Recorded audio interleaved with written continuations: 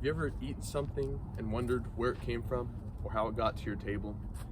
Well, here in my hometown of Ripon, we're known for producing a specific type of nut that you've probably seen in many different forms, including milk, butter, paste, flour, and so on.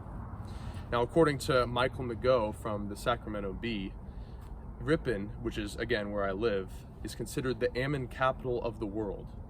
In the Central Valley, it's one of the many towns that helps to produce 80% of the world's almonds. Now, almonds undergo pretty fascinating processes in order to get from an orchard like this onto your table. The life of an almond includes the pollination and growth, as well as the harvest and shelling. Now, you may be wondering exactly what I mean by almond. By almond, I'm talking about this little nut right here that you may know as an almond. We just pronounce it differently where I'm from. So an almond's life basically begins when the farmers receive saplings that look like this from local nurseries, and once they receive those, they plant them into rows along with irrigation lines, as you see here, as you see with any other crop for the most part. And once they're planted, they actually can't produce a good crop for about 5 years. And once that happens, they're only good for about 25 years, according to almonds.com, before they actually stop producing a good crop. After the trees are able to produce a good crop, the buds on the trees begin to grow and blossom once winter comes to an end in about February or March. Now, when the blossoms bloom, beekeepers come into the orchards bringing in big boxes of bees that help pollinate the orchards. For instance, trees like this are not self-pollinators. They don't produce their own pollen, but trees in a row like this do produce their own pollen. So the bees will take pollen from this tree to this tree so that the almonds will grow properly.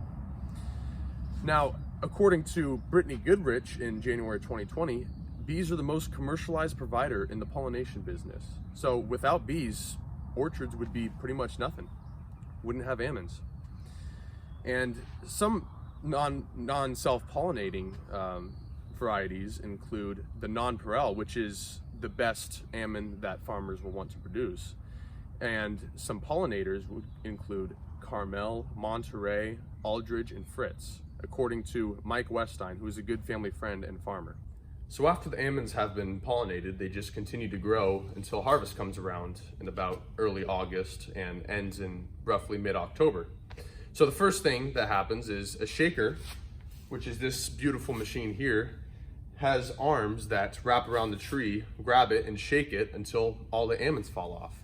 Now, I live in the country surrounded by almond orchards, and when I feel these shakers coming by, it feels like an earthquake that you would feel in SoCal. Just a small little shaking that shakes the ground and makes you a little scared, or at least makes me a little scared. So anyways, after the shaker comes through and all the almonds fall on the ground, a sweeper comes through the rows and gathers these almonds into a row about 2 feet wide, which then gets picked up by a machine called the pickup machine.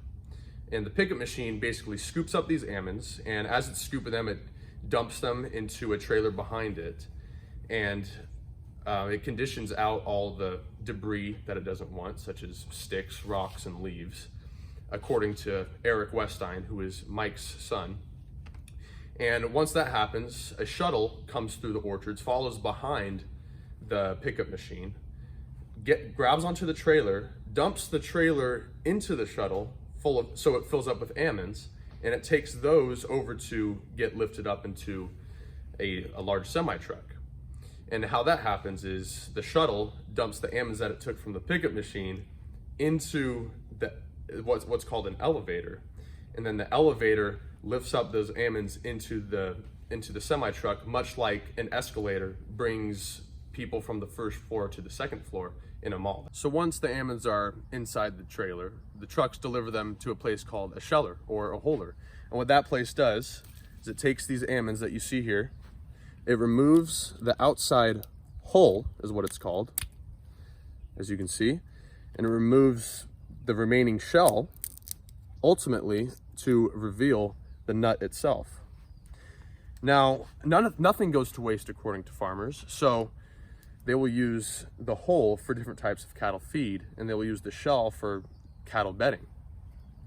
And the holder sorts out these two waste parts away from the nut itself, and the nut gets graded, sorted by size, and packaged up for processors to handle.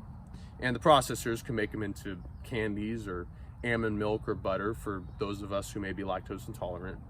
And there's also butter forms, paste, extract, flavoring, and even just plain almonds that you could buy from a store, whether they're salted or roasted or something like that. So as you can see, almonds go through a very complex life in order to get from this type of orchard onto your table. And a ton of people, machines, time, money, and effort go into just providing a single nut for you to enjoy. Now, this tells us that we should be a lot more appreciative of all the foods we have, not just almonds. All the foods require tons of processes like this. And we should be a little more mindful of the foods we eat and ultimately appreciate those who help produce it for us.